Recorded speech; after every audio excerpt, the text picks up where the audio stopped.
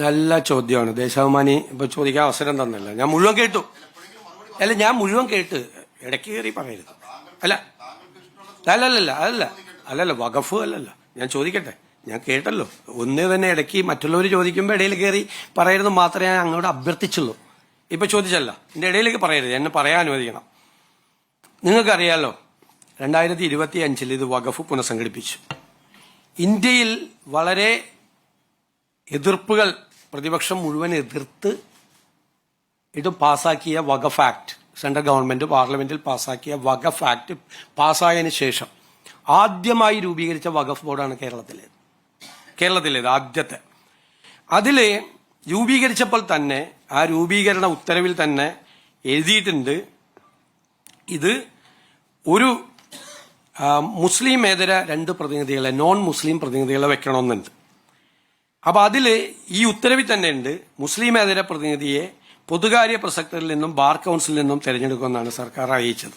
അവര് 2 പേരെ പിന്നീട് നിയമിക്കും എന്ന് കഴിഞ്ഞ സർക്കാർ അറിയിച്ചു. അവരെ പിന്നീട് നിയമിക്കും. ബാർ കൌൺസിൽ ഇലക്ഷൻ നടക്കുന്നതുകൊണ്ടാണ് അതിനുശേഷം നിയമിക്കും. ആ ഉത്തരവിൽ തന്നെ ഉണ്ട് നോൺ മുസ്ലിം പ്രതിനിധികളെ, കാരണം സെൻട്രൽ ആക്ട് ആണ്. നോൺ മുസ്ലിം പ്രതിനിധികളെ, മുസ്ലിമേതര പ്രതിനിധികളെ പിന്നീട് വെക്കും എന്ന് പറഞ്ഞുകൊണ്ടാണ് ഇത് വെച്ചത്. അതിനുശേഷം 4 ഹർജികൾ കോടതിയിൽ വന്നു. 4 ഹർജികളിലെ പ്രധാനപ്പെട്ട പോയിന്റുകൾ എന്തൊക്കെയായിരുന്നു? ഒന്ന്, ഈ നോൺ മുസ്ലിം ആളുകളെ വെച്ചിട്ടില്ല. ഒന്ന്. രണ്ടാമത്, മുസ്ലിം വിഭാഗങ്ങളിലെ ഷിയ, ബോറ, ആഘാഖാനി, പിന്നോക്ക മുസ്ലിം ഇവരുടെ പ്രതിനിധികളെ വഖഫ് ബോർഡിൽ വെച്ചിട്ടില്ല. പിന്നെ സെക്ഷൻ 14 അനുസരിച്ച് ഓരോ കാറ്റഗറിയും അത് നിർണയിക്കുന്നത് മാൻഡേറ്ററിയാണ്, നിർബന്ധമാണ്. അത് ചെയ്തിട്ടില്ല. പിന്നെ ഇപ്പൊ വെച്ചിരിക്കുന്ന ആളുകൾ യോഗ്യരായിട്ടുള്ള അല്ലാത്ത ആളുകൾ വെച്ചിട്ടുണ്ട് എന്ന് പറഞ്ഞു. ഇതാണ് 4 ഹർജികൾ വന്നത്.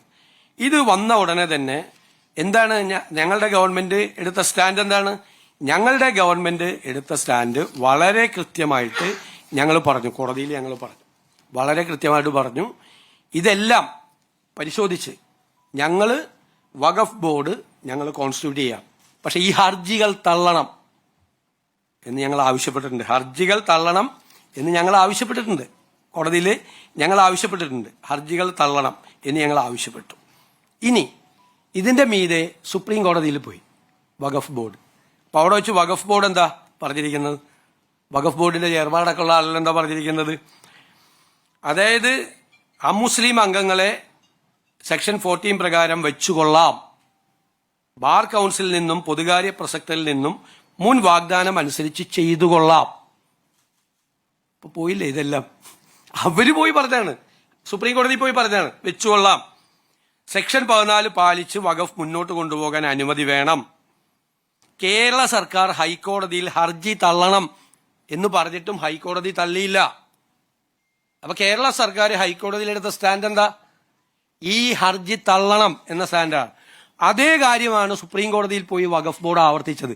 എന്നിട്ട് പ്രതിപക്ഷ നേതാവ് വർഗീയത പരത്തുന്നതിന് വേണ്ടിയിട്ട് ഒരു മുസ്ലിം ഒരു വിരുദ്ധ വികാരം ഉണ്ടാക്കുന്നതിന്, മുസ്ലിങ്ങളെ UDFനും ഈ സർക്കാരിനും എതിരാക്കുന്നതിന് വേണ്ടി തെറ്റായി നടത്തിയ വർഗീയ പ്രചാരണമാണ് പ്രതിപക്ഷ നേതാവ് നടത്തിയത്. ഈ ഹർജി തള്ളണം എന്നാണ് ഞങ്ങൾ ആവശ്യപ്പെട്ടത്. ഈ ഹർജിക്ക് മുമ്പ് തന്നെ ഇത് നിയമിച്ച സമയത്ത് ഈ 2 അമുസ്ലിം അംഗങ്ങളെ ഞങ്ങൾ നിയമിച്ചുകൊള്ളാം എന്ന് പറഞ്ഞ സർക്കാരാണ് അദ്ദേഹത്തിന്റെ സർക്കാർ. It's on record. അദ്ദേഹം പറഞ്ഞിട്ടുണ്ട്, അവരുടെ ഗവൺമെന്റ് പറഞ്ഞിട്ടുണ്ട് 2 പേരെ വെച്ചുകൊള്ളാം. ഞങ്ങൾ ഈ പരാതി മാത്രമല്ല, 4 പ്രധാനപ്പെട്ട പരാതികൾ വന്നപ്പോൾ ഞങ്ങൾ ആ പരാതികൾ പരിശോധിച്ച് വഖഫ് ബോർഡ് കോൺസ്റ്റിറ്റ്യൂട്ട് ചെയ്യാം, പക്ഷെ ഈ ഹർജികൾ തള്ളണം, ഗവൺമെന്റ് ചെയ്തോളാന്ന് പറഞ്ഞു. ഗവൺമെന്റിന്റെ ഈ സ്റ്റാൻഡിനെയാണ് വഖഫ് ബോർഡ് പോയി സുപ്രീം കോടതിയിൽ പോയി ഉയർത്തിക്കാട്ടിയത്. ഹർജി തള്ളണം എന്ന് സംസ്ഥാന സർക്കാർ പറഞ്ഞിട്ടും ഹൈക്കോടതി ഞങ്ങൾക്ക് പ്രവർത്തിക്കാൻ അനുമതി തരുന്നില്ല. ഞങ്ങൾ നേരത്തെ വാഗ്ദാനം ചെയ്തിരുന്നത് പോലെ 2 അമുസ്ലിങ്ങളെ വെച്ചുകൊള്ളാം എന്ന് പറഞ്ഞിട്ട് ഈ വർഗീയ പ്രചരണം നടത്തി ഞങ്ങളുടെ സർക്കാരിനെ പ്രതിക്കൂട്ടിലാക്കാൻ പ്രതിപക്ഷ നേതാവോ CPMോ വിചാരിച്ചാൽ നടക്കില്ല. ഇതാണ് ഞങ്ങളുടെ സ്റ്റാൻഡ്. ക്ലിയർ ആണ്. യെസ്.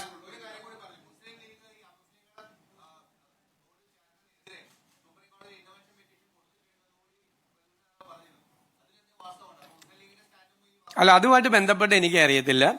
എനിക്കറിയില്ല, എനിക്ക് അതിന്റെ ഡീറ്റെയിൽസ് അറിയില്ല. അന്വേഷിച്ചിട്ട് ഞാൻ പറയാം. എനിക്ക് അതിന്റെ ഡീറ്റെയിൽസ് അറിയത്തില്ല. പക്ഷേ ഒരു കാര്യം ഞാൻ ഇപ്പോഴത്തെ അല്ല, സുപ്രീം കോടതി, എന്നിട്ട് സുപ്രീം കോടതി രണ്ടു കൂട്ടരെ കേൾക്കാൻ വേണ്ടിയിട്ട് പറഞ്ഞു വിട്ടു. സുപ്രീം കോടതിയിൽ കേരള ഗവൺമെന്റ്, ഇപ്പോഴത്തെ ഗവൺമെന്റ് എടുത്ത സ്റ്റാൻഡിനെ പിന്തുണച്ചുകൊണ്ടാണ് വഖഫ് ബോർഡ് അവിടെ പോയത്. സർക്കാർ തള്ളണം, ഈ കേസ് തള്ളണമെന്നാണ്, ഈ ഹർജികൾ തള്ളണമെന്നാണ്. എന്നിട്ട് ഇതിലെ പ്രധാനപ്പെട്ട പരാതികൾ പരിശോധിച്ച് അതനുസരിച്ച് വഖഫ് ബോർഡ് കോൺസ്റ്റിറ്റ്യൂട്ട് ചെയ്യാൻ ഗവൺമെന്റ് തയ്യാറാണ് എന്നാണ് പറഞ്ഞത്. എന്നിട്ട് എന്തു പ്രചരണമാണ് നടത്തുന്നത്? അല്ലല്ലോ, ഞങ്ങൾ അങ്ങനെ പറഞ്ഞിട്ടില്ലല്ലോ. അല്ലല്ല, ഞാൻ ചോദിക്കട്ടെ, കഴിഞ്ഞ ഗവൺമെന്റ് എടുത്ത നിലപാടെന്താ? അമുസ്ലിങ്ങളായ ആളുകളെ വെച്ചുകൊള്ളാമെന്നാണ്. കാരണം അത് ഗവൺമെന്റ് പാസാക്കിയ നിയമമല്ലേ. അത് ഞങ്ങളല്ല കേട്ടോ, നിങ്ങൾ പറഞ്ഞത് ഈ അമുസ്ലിങ്ങളായ ആളുകളെ പിന്നീട് വെച്ചുകൊള്ളാം എന്ന് ഉത്തരവിൽ തന്നെ ഉണ്ട്. പിണറായി സർക്കാർ ഇറക്കിയ ഉത്തരവ് നിങ്ങൾ വായിച്ചു നോക്ക്. ആ ഉത്തരവിലുണ്ടത്. എന്നിട്ട് ഇപ്പോഴും വഖഫ് ബോർഡ് പോയി ഹൈക്കോടതിയിലും സുപ്രീം കോടതിയിലും പറയുന്നത് ഞങ്ങളത് വെച്ചുകൊള്ളാം എന്നാ. ഇപ്പോഴത്തെ അതിന്റെ സ്റ്റേറ്റസ് എനിക്ക് അറിയില്ല, അത്ര ഞാൻ നോക്കിയിട്ട് പറയാം.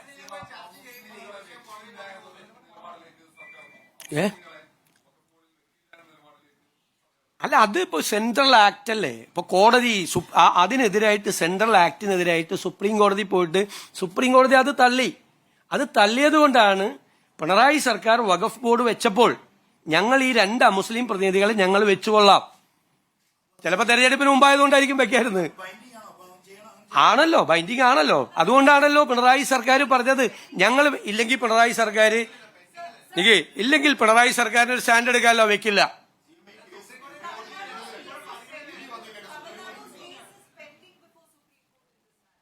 Which case? Tamil Nadu. Tamil Nadu case is different. Only this matter. Two non-Muslims, appointment of two Muslims only pending before the Supreme Court. Here, there are other demands also. In the other petitions, there are 4 petitions before the High Court that I have already stated to you that there is no proper representation for Shia, Bora, Agha Ghani and backward Muslims. And there is no some of the persons are not competent, and according to section 14(6), determination of each category is mandatory. There is a violation. 3 more other petitions also. 4 petitions are pending before the Kerala High Court. Sir, but in the affidavit that you all filed before the High Court, you said that you also strictly comply with section 14. Section 14 also includes appointment of non-Muslims. The Waqf Board also has taken a stand before the High Court as well as in the Supreme Court that we will comply with the provisions of the section 14. Already taken a stand, and we demanded the rejection of the petition also, the dismissal of the petition also. But the opposition leader said that the LDF government, the opposition leader had said that the LDF government had maintained that we will wait till the final verdict. No. They have not mentioned anywhere in the order itself. They have categorically stated that these 2 appoint persons and from the Bar Council. Since the Bar Council election is going on, we are not ready to appoint them. After the election, we will appoint. They have given an assurance in the order itself and before the High Court also. Waqf Board also repeated the same submission in the Supreme Court.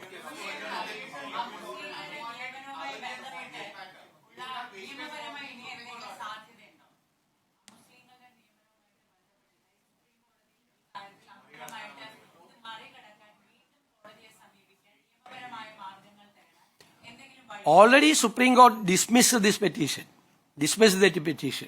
There is a provision in the Act passed by the Parliament that there should be an appointment of 2 non-Muslims.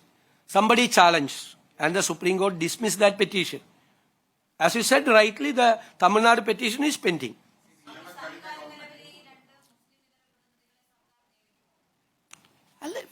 We have to go through the final judgment of the High Court and the Supreme Court.